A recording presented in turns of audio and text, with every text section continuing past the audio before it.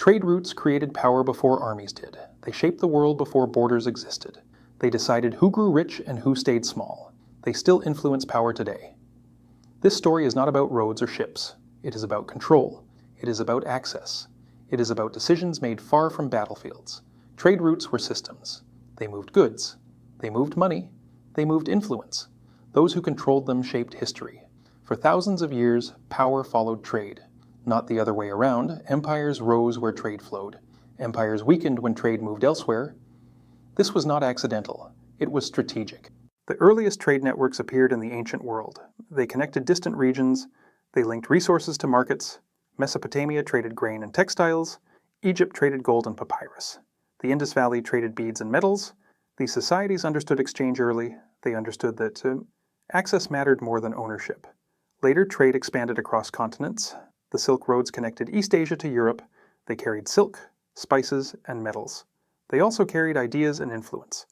Cities along these routes grew wealthy. They became centers of power. They did not need large armies. They controlled movement. The Roman world refined this system. Rome built roads for trade first. Military movement came later. Roman roads linked markets across Europe. Ports connected the Mediterranean. Trade funded administration. Trade funded armies. Trade funded stability. Rome did not rule only through force. It ruled through circulation. When Rome weakened, trade shifted. Power shifted with it. New centers emerged. The Islamic world became a trade hub. Routes connected Europe, Africa, and Asia. Merchants moved freely. Money systems evolved. Banking practices improved. Power became decentralized. Control belonged to those who managed flow. In medieval Europe, trade reshaped authority.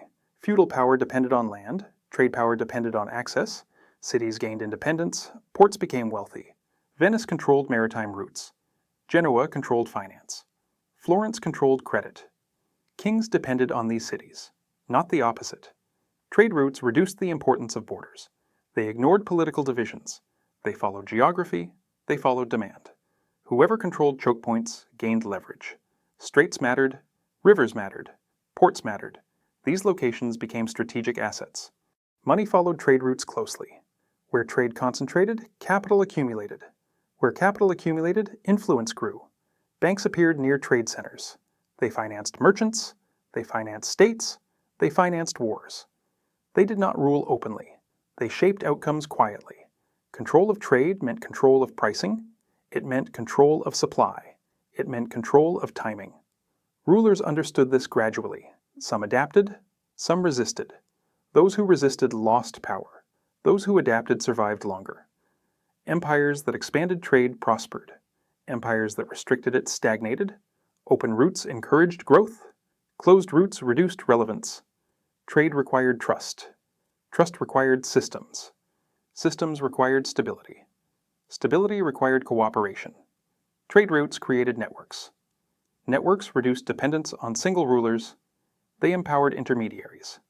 Merchants gained influence. Financiers gained leverage. Power shifted from landowners to system managers. This change was slow, it was also permanent. Rulers who understood trade focused on protection. They secured roads, they secured ports. They standardized weights and currencies. They reduced friction. They encouraged movement. They benefited from volume, not control alone. Those who misunderstood trade focused on extraction. They imposed heavy taxes. They blocked routes. They limited access. Short-term gains followed. Long-term decline followed as well. Trade routes created predictability. Predictability created confidence. Confidence attracted investment. Investment built infrastructure. Infrastructure reinforced trade. This cycle sustained power. The system rewarded stability. It punished disruption. Wars disrupted routes. Instability scared merchants. Trade moved elsewhere. Power followed again. Rulers learned that controlling trade required restraint. Too much force damaged flow. Too little control invited disorder. Balance mattered more than domination. Trade routes also shaped psychology. Rulers began to think long-term. They valued continuity over conquest. They understood that influence outlasted force. Systems survived longer than individuals. Merchants thought differently. They valued reliability. They valued access. They avoided risk. They shifted routes when conditions changed. They responded to incentives, not loyalty. Financial systems mirrored this thinking. Credit expanded where trust existed. Trust followed enforcement and fairness. Legal frameworks mattered, reputation mattered, violence reduced trust, stability increased it. This pattern repeated across regions. China developed internal trade networks. India supported regional exchanges. The Ottoman world controlled land routes. European powers focused on sea routes. Each strategy reflected geography. Each strategy shaped power. Sea trade changed scale. It reduced cost. It increased volume. It connected continents directly. Ports replaced inland cities. Naval control became essential. Trade protection became policy. Global power shifted again, not because of ideology, because of access, because of logistics, because of systems. The psychology remained the same. Control movement, reduce friction, secure trust, let trade work. Trade routes created winners without crowns. They empowered institutions. They reduced reliance on individual rulers. They shifted power from visible authority to invisible systems. This system never disappeared. It evolved. Technology changed routes. Ships became faster. Communication improved. Finance became abstract. The logic stayed constant. Modern systems still rely on movement. Goods move. Capital moves. Information moves. Routes remain critical. Access still determines influence. Control today looks different. It is regulatory, it is logistical, it is financial. But the structure is familiar. Stability still attracts trade. Trade still attracts capital. Capital still creates power.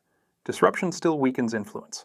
History shows this clearly. Empires rose by facilitating exchange. They fell when exchange moved elsewhere, not because of weakness alone, but because relevance shifted. Trade routes were never neutral. They were tools. They reflected priorities. They rewarded planning. Power belonged to those who understood systems, not to those who relied on force alone. Trade routes made this visible. They still do. The world changed many times. The pattern did not.